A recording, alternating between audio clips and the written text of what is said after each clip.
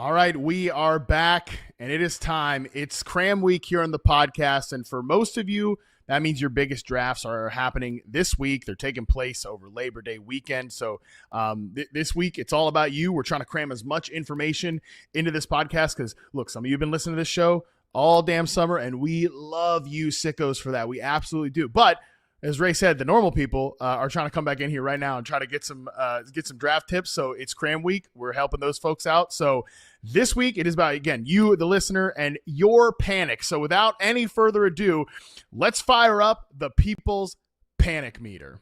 Would you say it's time for everyone to panic? Yes, I would, Kent. Oh my God! Okay, it's happening. No! Wait! Everybody stay calm. Everybody stay calm. What's the procedure? Stay calm. So for those who are new to the Yahoo Fantasy Forecast, one, welcome. Thanks for joining us. Or for those of you who just need a little friendly reminder, here's how the panic meter works. We take your submissions on the players, teams, situations you are panicked about every single week. We do this during the season.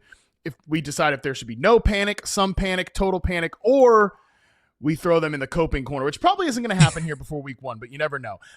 So for this special preseason panic meter, Ray and I are going to dive into your submissions.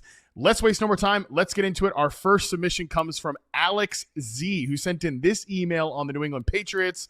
Hey, Matt, I've actually been following the Patriots offseason pretty closely. Overall, happy with the draft and roster changes. That said, the Patriots starting offense played against the Commies, which is the Commanders, the Giants, and the Vikings, second and third stringers, and did not look good. Drake Maye has a lot of hype behind him, and he has flashed as being excellent, but nothing truly proven yet. When is it time to panic? So, Ray Garvin, let's talk about some Drake Maye here. Based on what we've seen this offseason, maybe what we've seen in the preseason, no panic, some panic, total panic, or, I mean, I'm not going to throw out coping corner. Come on. Any panic here on Drake Maye and the New England Patriots? Zero panic. No panic. For me, no panic. I'm going to answer the damn question first and foremost. No panic on Drake Maye.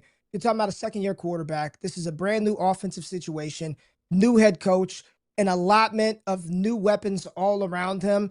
They've drafted up front. I like what they've done to try to protect him. Will Campbell in the first round.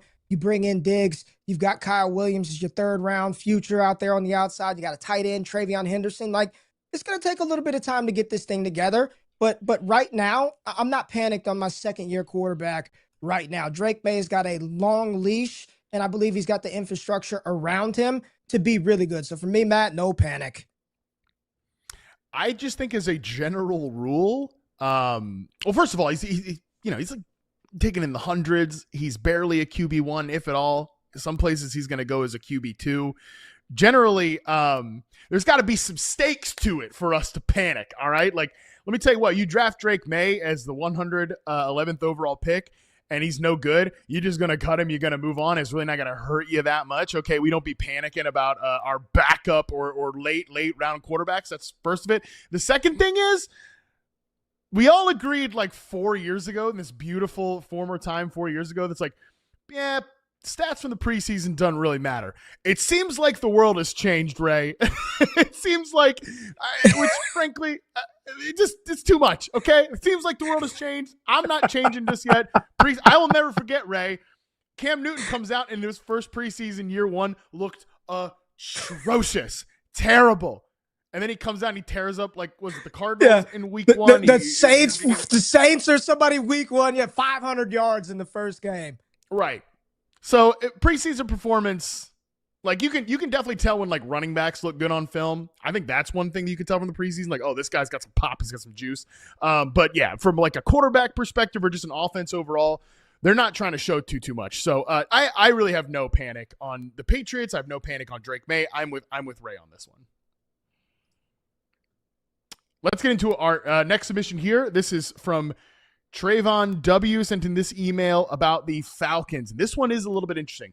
Love the show. Keep up the good work. I have a quick question about the Falcons. Caleb McGarry went down with an undisclosed knee injury this past week. As of now, he's expected to miss at least half the season. Backup Storm Norton is also out with a long-term injury. This is frightening to me as a guy with Drake London and Bijan Robinson across multiple teams. Penix is a statue and his blindside protectors are gone. How worried should we be about this? Are you dropping Bijan behind Gibbs and redraft? Am I crazy? I feel like nobody is talking about this. And you know what? I do agree with Trayvon on one thing here. People aren't about this enough because people just don't talk line enough in general.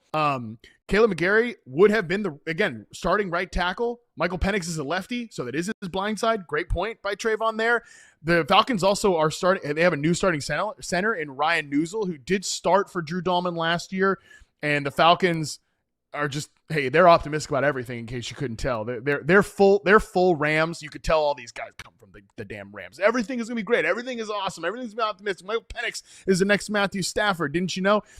Anyway, so they're like, it doesn't matter. No drop off to Ryan Newsel, but that's at least something to consider here. So Ray, any panic from you about this Caleb McGarry situation when it comes to guys like Bijan Robinson and obviously Drake London as well?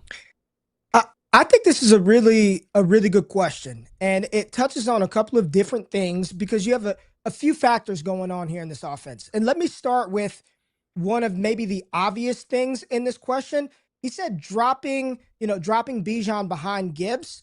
I know a lot of sharp people who are like, Gibbs is my RB1 this year. Not Saquon Barkley, not Bijan Robinson. Jahmyr Gibbs is my one. So anybody who likes to take Gibbs over Bijan Robinson, I'm not going to knock you for that one regardless, okay? Like, I'm not going to knock you for that regardless. And what's happening with offensive line injuries, it makes those people who believe or feel that way even more confident to take him ahead of Robinson. Now, offensive line absolutely matters. Anybody who doesn't think it does, it does. It affects the quality of the time in the pocket the quarterback has, the rushing lanes. O-line 1,000% matters. And we see this across multiple teams. Right now, Dallas's left tackle, Tyler Guyton, is still up in the air for week one. We've got Tristan Wirfs out in Tampa Bay. So when you're looking at this team in which Michael Penix is not a proven product, he got to play a handful of games. So we really don't know what this Atlanta offense is going to look like under Michael Penix. And the more people that go down, it makes you feel a little uneasy. So I would just... Am I panicking on Bijan Robinson? I would say the answer to that question is no. Is there some concern about what this offense might look like? I guess for me, my expectations aren't pie in the sky right now, Matt. I am a little cautiously optimistic. I want to see it, so maybe my expectations are just set right, but hell yeah, the O-line matters, and if you want to take Gibbs ahead of Robinson, I don't think that's crazy at all. Right. I mean, I've got like some panic on this just because, like, not only are we down the starter, we're also down the backup. Like, Storm Norton's not a great player or anything.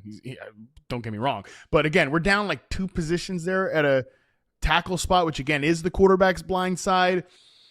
I don't love that. Now, the emailer Trayvon said that Penix is a statue. I actually think he's pretty good at navigating the pocket. Like, he's not a scrambler. Despite his 40 time, he's not a guy that wants to take off and run. He actually wants to get to the check down. He's pretty good about like reading high to low here. So that's good. But I do like your analysis of this when we're talking about, hey, like, this is why we do tiers. Like, if you're sitting there and Bijan Robinson's your RB1, but like he's in the same tier as Jahmyr Gibbs and Saquon Barkley too, and you're just like, you know what? Saquon Barkley's playing for the Eagles. Jahmyr Gibbs is playing for the Lions. I'll just go ahead and break ties in favor of one of those guys. I'm certainly not going to fight you on that, Trayvon. But I think that I'm not moving Drake London down. I already probably have him ranked too high anyways. 10th overall pick for me this year. But I mean, he's still going to get a ton of volume. And like he's not just a deep player for them. He's also a guy that gets a lot of layups. So for me, I'm not adjusting my rankings based on this, but again, we can't sit here and just say like, well, nothing's wrong. Nothing to talk about here because this is a pretty, it's a big injury. So there's no question about that.